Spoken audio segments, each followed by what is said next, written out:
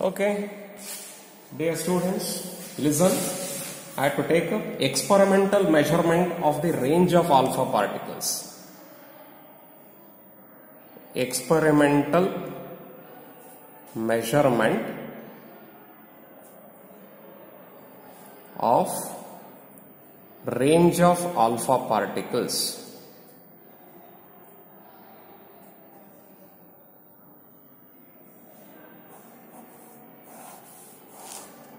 Experimental measurement of range of alpha particles. Okay, how to measure the range of alpha particles? Describe, explain an experimental determination of range of alpha particles. This is a question that we are framing. Here we are supposed to consider an evacuated glass tube. I will going to consider an evacuated glass tube here. Just you see here, I will write a diagram and I will explain the concept. Just you see here. It is said to be an evacuated glass tube. Little bit bigger size only that I am writing a diagram. So carefully you listen, understand about that.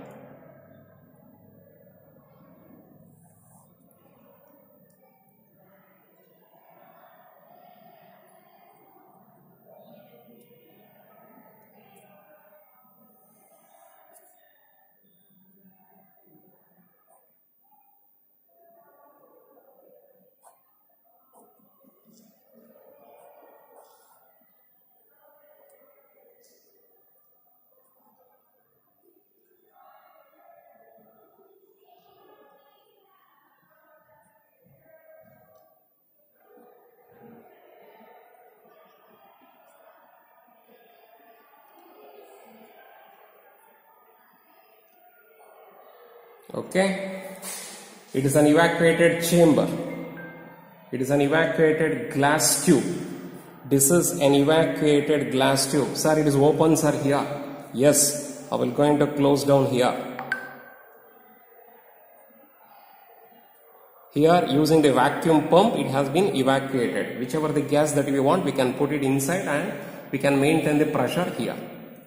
This is an evacuated glass tube. Here we can evacuate the air medium, whatever is present, we can remove it. Now we can put the gas which is under study. Whichever the gas if you want to study, that particular gas we can consider here. At a particular pressure, at a particular temperature. What is the pressure? 0.76 meter of mercury pressure. What is the temperature? 15 degrees centigrade temperature we have to maintain. A particular gas under study that we are supposed to consider. Okay, here we are going to keep a plate. This is a plate, right? It is having an insulation here. Through that insulation, we have taken the copper wire and then it has been connected to the electrometer.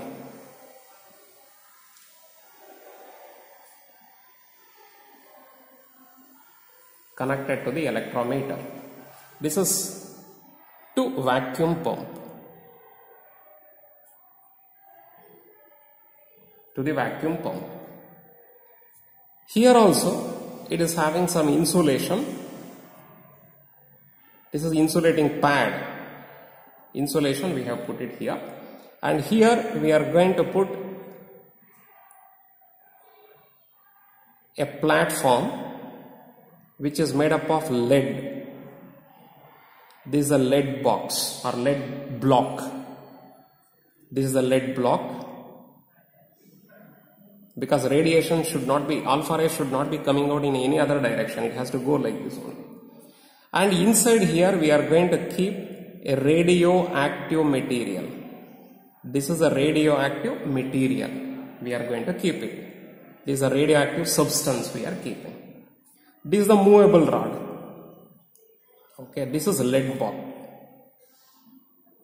This is lead block. Lead block it is present because alpha rays should not be coming outside like this. It has to go like this only. It should not be deviating in some other direction for that purpose. Here we are going to keep a grid here. This is insulation. This is whatever I am writing now, it is insulator. For this we are going to put a plate which is having a perforation, holes which are present here. Like this. This is G, grid. G representing grid. This is connected to battery. This is connected to battery. Second grid is also present here. This is the second grid. This is grid number 2. G dash.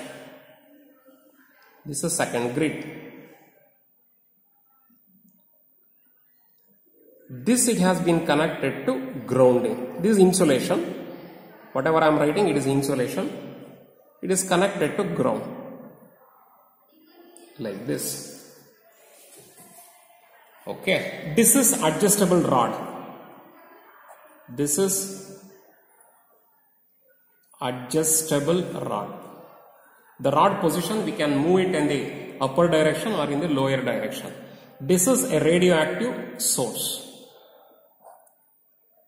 This is an alpha radioactive source which emits alpha rays. Radioactive source. Alpha emitter which emits alpha rays. That is a name. Alpha emitter or radioactive source. This one. Okay, how it is working? Again I will say that.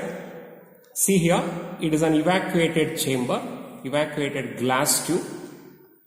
Using the vacuum pump, it has been removed here. The air, it has been removed here.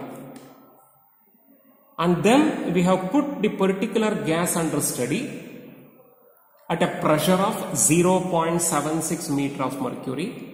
At a temperature of 15 degrees centigrade we have maintained here. There is an adjustable rod. The position of the rod, it can be moved in the upper direction or lower direction like this. That's why it is called by the name adjustable rod. On the top of the adjustable rod, there is a lead block. Inside the cavity of the lead block, hole, it has been drilled inside the lead block. We have kept a radioactive source which is an alpha emitter which produces only the alpha rays. Here there is a grid number 2 connected to the grounding. Grid number 1 connected to the battery. Plate is present here. P is the plate. P is the plate which has been connected to the electrometer. If alpha rays are coming here and touches the plate, electrometer, it will show the reading. I hope you understood. This is the electrometer.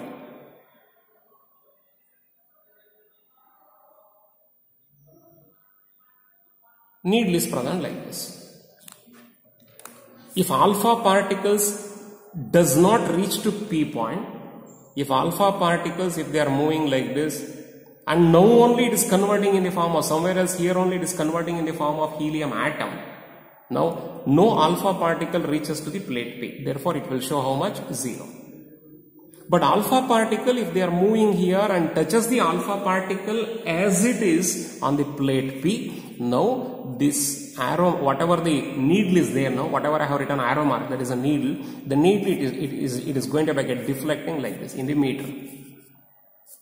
Deflecting like this. If it is deflecting like this, alpha particle touches the plate P, that is the meaning.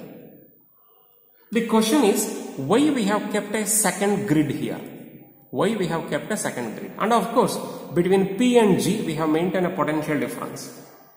Between P and G, grid number 1, plate P, we have maintained a potential difference between these two.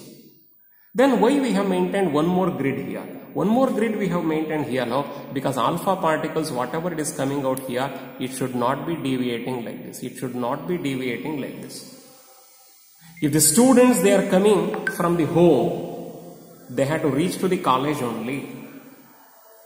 Some students, they have left the home, but they have not reached to the college, because here maybe a cinema theatre is present, Here maybe a hotel is present. I hope you understood. It should not be diffused. Alpha rays, whatever it is coming out here, these are the alpha rays.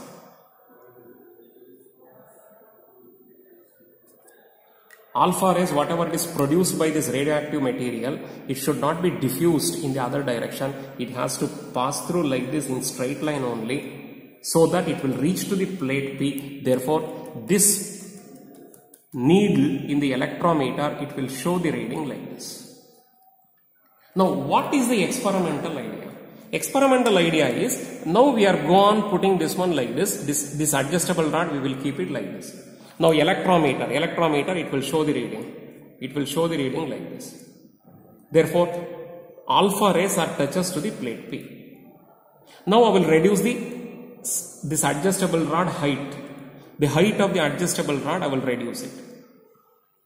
Now here, the needle, it will show little bit less. The needle, it was like this, now it is less here. Because number of alpha rays, their reaches to the plate P is going to get decreased. Now, still I will decrease. Still the needle is decreased.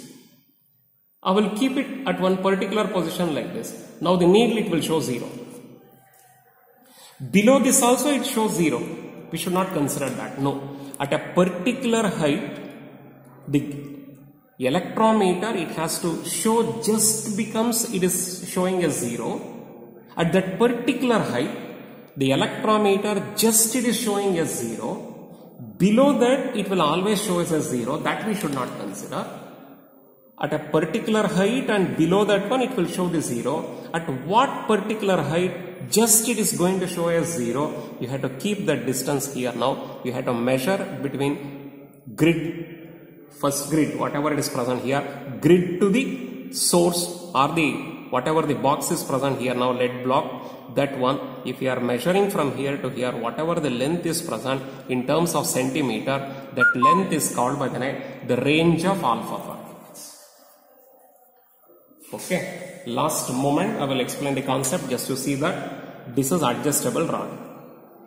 Lead block is present. Inside that one we have kept an alpha emitter as a radioactive source. Now alpha rays are coming in all the direction like this now. It can diffuse. To avoid the diffusion of alpha rays, that we are putting second grid which is connected to the grounding. Between first grid to the plate P, there is a potential difference. The plate P it has been connected to the electrometer. If alpha rays are touches to the plate P, electrometer shows the reading.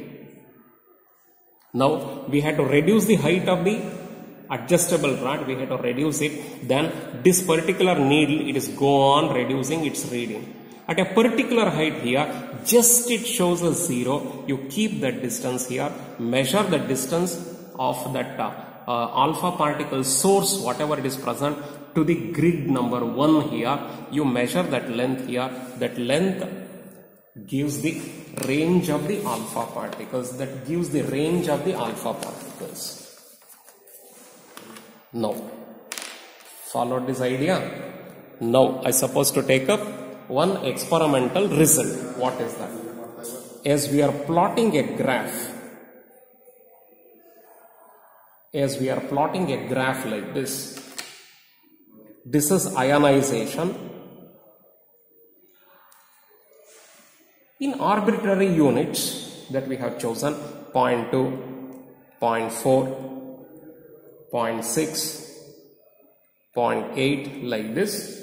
This is a distance covered here now.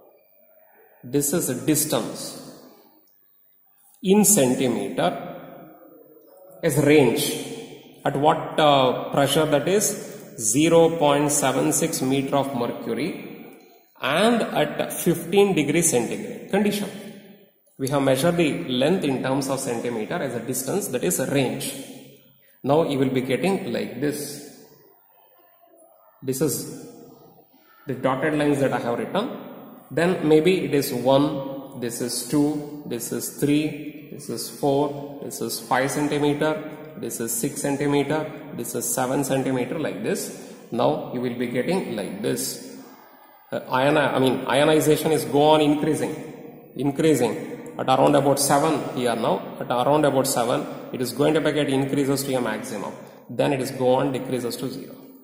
This hump is called by the name Bragg hump. Bragg hump. This whatever I have written the diagram here now, the diagram whatever I have written,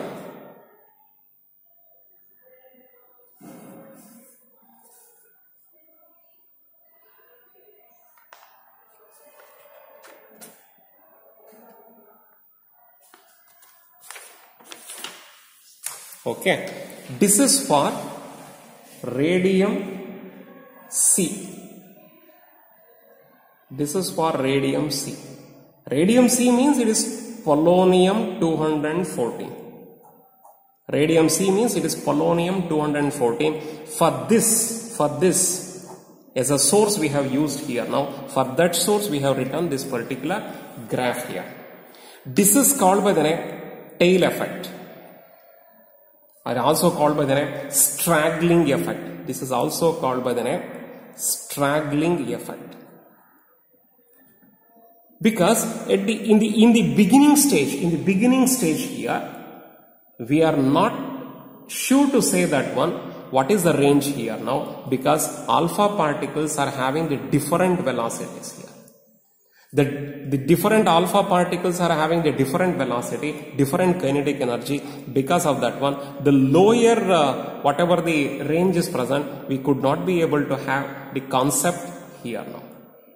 But at the ending stage here, ionization is larger here, because at the ending stage, more number of alpha particles, they are colliding with the gas molecules here. More number of alpha particles colliding with the gas molecules, and hence ionization is more here. I explained already about that. Ionization is more here. More number of alpha particles, they are traveling like this. At the ending stage, the probability of collision is said to be the more here. Therefore, ionization is said to be more here at the ending stage. So this is tail effect or straggling effect. This is at the ending stage. At the ending stage, once the alpha rays are losing their velocity, slowly if they are moving, in the beginning they are having a higher velocity, the probability of collision and converting in the form of helium atom, absorbing the 2 electrons, that is said to be not happening easily here now. But at the ending stages, the probability of collision with the alpha particle with the gas molecules, that may be more here, and hence easily the alpha particle, it is converts in the form of alpha particle, converts in the form of helium atom by absorbing the 2 electrons from the gas molecules, and hence ionization of the gas is more here. Okay, if you are writing that much, it is enough. That's enough. Okay, one more concept I have to finish. What is that other concept? One more concept. Right? Look at the concept. Look at the idea now. Understand about this. That is called by the name Geiger-Nuttall law. Geiger-Nuttall law. This carries 2 marks. Very important question for 2 marks. State and explain Geiger-Nuttall's law. State and explain Geiger-Nuttall law. We are asking for about 2 marks. Okay. As we are plotting a graph, between log lambda versus log r. For the 3 series, you are aware of 3 series. Which are the 3 series? Uranium series, thorium series, actinium series. This is for uranium series. This is for thorium series. This is for actinium series. You are going to get 3 lines, straight lines. You are going to get 3 straight lines. We know that straight line equation is equal to y is equal to mx plus c. This is a straight line equation. Therefore, for this, if you want to write a straight line equation here, I can write log lambda is equal to a plus b log r. Y is equal to mx plus c. So this is y-intercept, where lambda is called by the name decay constant. It is a decay constant or disintegration constant of the particular source of radioactive material. R is range of alpha particle. Range of alpha particle. R is the range of alpha particle. Then what is the necessity of conducting all these ideas or learning about all these concepts? Using these ideas, we can determine roughly what is the decay constant of the material. If you know the range, and A and B are constants, don't forget. A is a constant, B is a constant. Both are constants. If you know the R value, range, if you are calculated using the experiment, we can determine what is the decay constant of the radioactive material. That is a use, that is an application, that is a concept that we have to calculate here. Lambda can be calculated if you know the value of R. Okay, this is called by the name Geiger-Nuttall law. It is Geiger-Nuttall law. State and explain Geiger-Nuttall law means you have to write this much. Okay, this carries 2 marks. Go through that. Any doubt if you are getting, you can ask.